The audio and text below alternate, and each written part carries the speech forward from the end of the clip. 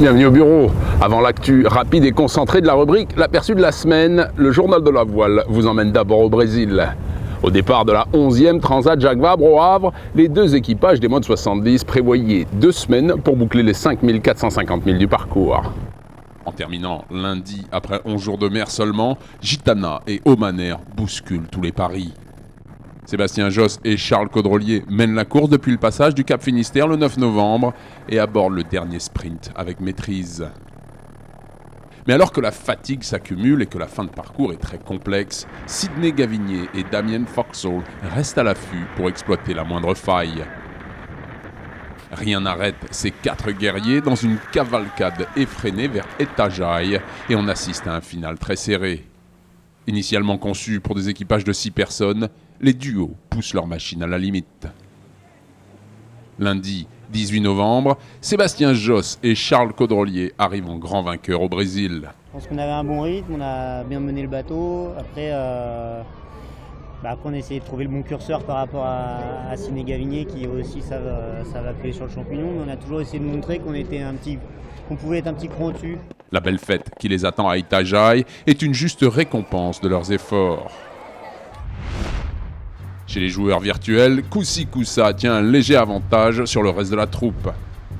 Seulement voilà, le vent va encore jouer des tours dans les dernières heures de course. Comme un balai parfaitement rodé, le groupe de tête en panne simultanément. Avec un meilleur angle au vent dans les derniers milles, Carnoug One s'impose au sprint à Itajaí. Plus loin, un incroyable duel se met en place chez les IMOCA. Légèrement en retard au moment d'aborder la zone de convergence intertropicale, le duo de PRB fait la liaison et réussit à revenir au contact de massif. Les deux Open 60 ne se quittent plus depuis plusieurs jours et à 2000 milles de l'arrivée, on se prépare à un match racing jusqu'au Brésil.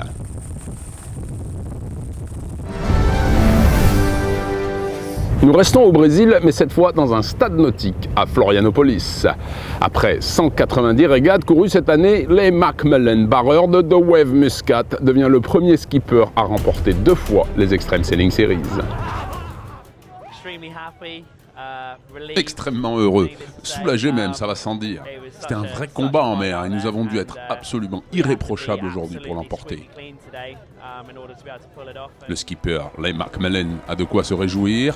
Après une saison courue dans des vents faibles à modérés, les Extreme Sailing Series se terminent en beauté au Brésil. Avec 26 nœuds de vent et des rafales à 35, tous les regards sont braqués sur le duel qui oppose The Wave Muscat à Alinghi. L'équipe suisse remporte la victoire dans cet événement qui compte double, mais cela ne suffira pas à détrôner The Wave. La bataille pour la couronne mondiale est éclipsée au 3e jour de course par le chavirage du Danois ACP Team. On était au vent arrière et nous avons été frappés par une grosse rafale. Le nez du bateau a plongé et nous n'avons pas été en mesure de le sauver du chavirage. Du coup, on est parti au tapis.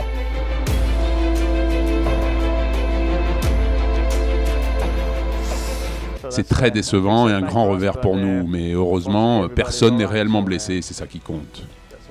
En heurtant la baume dans sa chute, le Britannique Pete Cummings souffre des vertèbres et sera transporté à terre pour traitement dans les 4 minutes qui suivent l'accident. J'ai essayé de m'accrocher, mais d'évidence, ça n'était pas vraiment la bonne chose à faire et je suis tombé sur la baume. C'est un peu bête et surtout, ça fait un peu mal. 2013 a été une année importante pour les Series, avec notamment cette incroyable lutte pour le podium. L'an prochain, on nous promet que ce sera encore mieux avec le circuit qui va s'aventurer dans des nouveaux territoires sur 4 continents.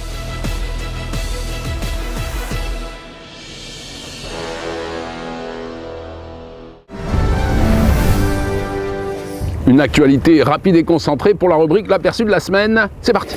En Espagne, 1 mois, jour pour jour après la date de départ prévue, la Mini Transat prend finalement son envol le 13 novembre pour une traversée d'anthologie. Partie de Sada, les 74 solitaires sont attendus d'ici 3 semaines à Pointe-à-Pitre. À l'issue du tour de qualification, les 4 meilleures équipes passent directement en finale du championnat national de match racing. Avec seulement 3 défaites en 4 jours, Adam Minoprio remporte facilement le titre, couru dans des conditions légères à Auckland. Dans l'océan Indien, les Clippers affrontent une tempête phénoménale avec des claques de vent à plus de 130 nœuds. Les vagues bousculent les voiliers comme s'ils étaient des optimistes et certains équipiers se font de belles frayeurs. À Brest, le maxi trimaran Sodebo franchit la ligne de départ du record autour du monde mardi 12 novembre. Après seulement 48 heures de course, Thomas Coville annonce qu'il fait demi-tour et retourne à Brest suite à la rupture de son balcon avant.